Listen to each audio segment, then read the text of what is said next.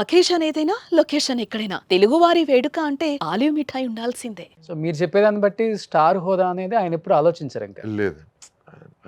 At least మా వరకు ఆయన డౌన్ టు ఎర్త్ ఇంకా. Very down to earth.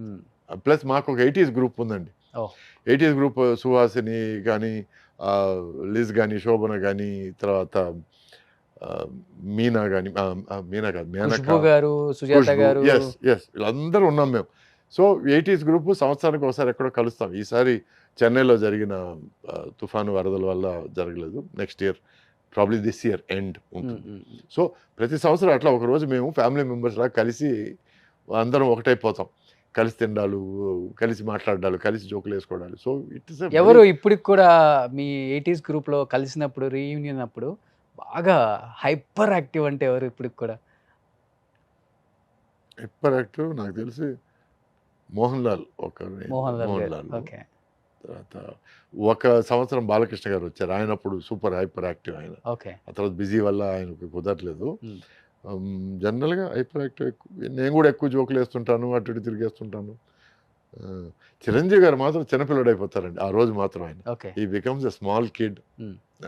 ఏదైనా సాంగ్ వేస్తే వెళ్ళి పరిగెత్తుకుంటూ వెళ్ళి డాన్స్ వేయడాలు, నూరా నూరా అని కలిసి అందరినీ కలిపి డాన్స్ చేయడాలు. So it's very lively experience. Every year ఒక థీమ్ పెట్టుకుంటారు కదా, డ్రెస్ అవునండి, డ్రెస్ కోడ్ కూడా. అవును. So I'm very lucky and అదృష్టవంతుడండి to be a part of that group. So Bhanupriya గారు ఎక్కడ ఒక చిన్న స్టేట్మెంట్ నేను ఎక్కడో చూశాను సార్, 1980s రీయూనియన్ వాళ్ళు నన్ను ఎవరు పిలవరు, నేను వెళ్ళను అందుకే అని. ఆమె ఎప్పుడు రారా లేకపోతే? అది నాకు తెలియని విషయం అండి. ఎందుకంటే అది ఆర్గనైజ్ చేసేవాళ్ళు సంవత్సరం మారుతుంటారండి. ఒక్కొక్కప్పుడు సుహాసిని గారు, లీజీ గారు అని, ఒక్కోసారి ఖుష్బూ, శోభన గారు అని ఇట్లా మారుతుంటారు. నాకు ఆ విషయం తెలీదు. ఎవరు పిలిచారో ఎవరు పిలవలేదో తెలియదు నాకు. ఇది ఎట్లా ఉంటుందంటే అండి, ఒక్కోసారి పిలవని పేరెంటాలు కూడా జరుగుతుంటాయండి. మొన్న ఎక్కడో నేను యూట్యూబ్ షిఫ్ట్ చేస్తుంటే సుధాకర్ కొడుకు పెళ్ళికి ఎవరు రాలేదు, వాళ్ళతో పనిచేసిన వాళ్ళు ఎవరు రాలేదు. పిలవలేదు కదా అసలుకి. నన్ను పిలవలేదండి. సుధాకర్తో నేను ఇన్ని సినిమాలు చేశాను. ఒక్క ఫోన్ కాల్ చేసి ఉంటే నేను పరిగెత్తుకుంటూ వెళ్ళేవాడిని.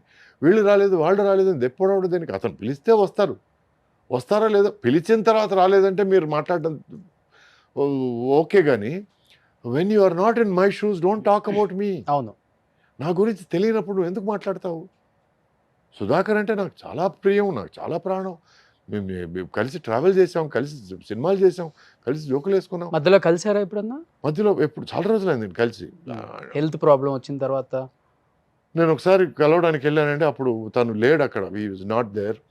ఇల్లు మారారని ఇంకోసారి. సో నాకు కమ్యూనికేషన్ కొంచెం కష్టం అయిపోయింది. సరే నంబర్ తీసుకోవడానికి ట్రై చేశాను, అది నాకు దొరకలేదు. It became very difficult. మొన్న ఫోటోలు చూసి అరే సుధాకర్ లాగా ఉన్నాడు, కొడుకు కూడా బాగున్నాడే అని అనుకొని ఆ తర్వాత దాంట్లోంచి జనరల్గా అండి మనం యూట్యూబ్లోకి వెళ్తే అదొక ఎలుగు గొంతులాగా ఒక టాపిక్ నుంచి ఒక టాపిక్ వెళ్తూనే ఉంటుంది. సో ఇట్లా చూశాను నేను, ఎవరు రాలేదు, what is this non sense అని ఎవరో మాట్లాడేస్తున్నారు. నాకు పిలిస్తే కదండి రావడానికి. సో ఇట్లా తెలియని వాళ్ళు కూడా మాట్లాడేస్తుంటారు.